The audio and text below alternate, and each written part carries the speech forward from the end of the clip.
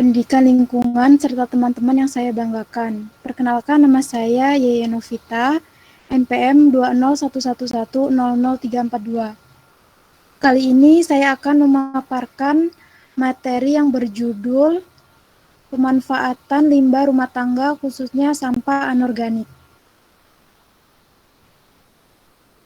Slide selanjutnya ya, Sri.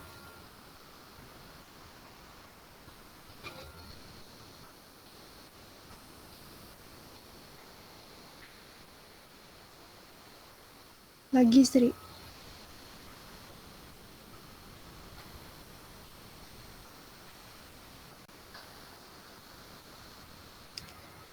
Limbah rumah tangga adalah limbah atau sampah yang berasal dari kegiatan sehari-hari di rumah, baik sampah yang ada di dapur, di kamar mandi, yang berasal dari cucian, serta limbah tinja. Contoh dari limbah dapur misalnya saja sampah dari sisa makanan, misalnya sisa-sisa sayuran atau buah-buahan.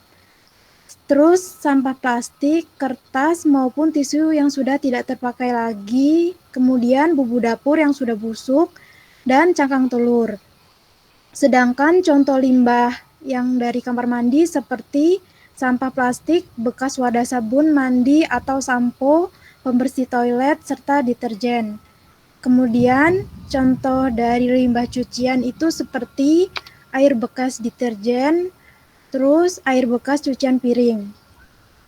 Limbah tinja merupakan limbah yang dihasilkan secara alami oleh tubuh manusia. Limbah tersebut biasanya ditampung pada spiteng untuk menghindari terjadinya pencemaran lingkungan, terutama pada air resapan tanah. Pembuangan tinja manusia merupakan salah satu bagian penting dari sanitasi lingkungan. Selanjutnya, Sri. Berdasarkan Undang-Undang Nomor 18 Tahun 2008, sampah adalah sisa kegiatan sehari-hari manusia atau proses alami yang berbentuk padat.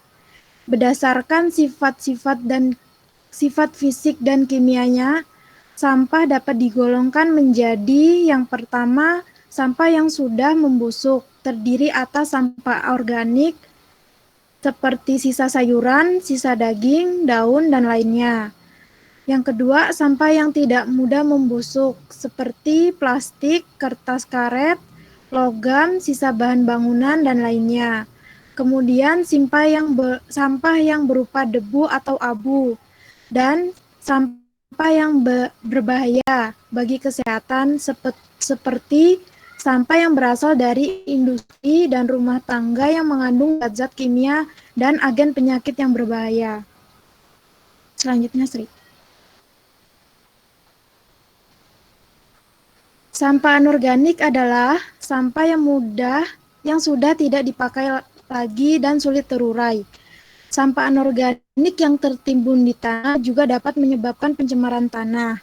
Sampah jenis ini pada tingkat rumah tangga misalnya seperti botol plastik, tas plastik, dan kaleng. Sampah anorganik atau sering kita sebut dengan sampah yang berasal dari plastik maupun kaleng ini membutuhkan waktu 500 hingga 1000 tahun untuk penguraiannya. Meskipun membutuhkan waktu yang lama dalam menguraikan sampah ini, tetapi tetap saja setiap tahunnya sampah plastik selalu menumpuk. Dari data Kementerian Lingkungan Hidup, Dari data Kementerian pemanfaatan limbah rumah tangga, khususnya sampah anorganik. Sampah anorganik seperti kaleng atau plastik adalah sumber daya yang masih dapat dimanfaatkan dalam jangka waktu yang lama dan digunakan berulang kali. Tetapi banyak masyarakat masih saja mencampur sampah organik dan anorganik sehingga pemisahan sampah dan memakan waktu yang lama. Berikut ini beberapa manfaat yang bisa diambil dari pengolahan sampah anorganik. Yang pertama, kerajinan tangan. Kan banyak nih dari kita punya ide kreatif buat kerajinan tangan. Nah, dari kerajinan tangan itu bisa dibuat seperti pot bunga dari botol bekas dan tempat duduk dari ban bekas. Kreativitas kita yang kita punya harus kita kembangkan biar sampah-sampah yang sulit diuraikan itu lebih bermanfaat lagi.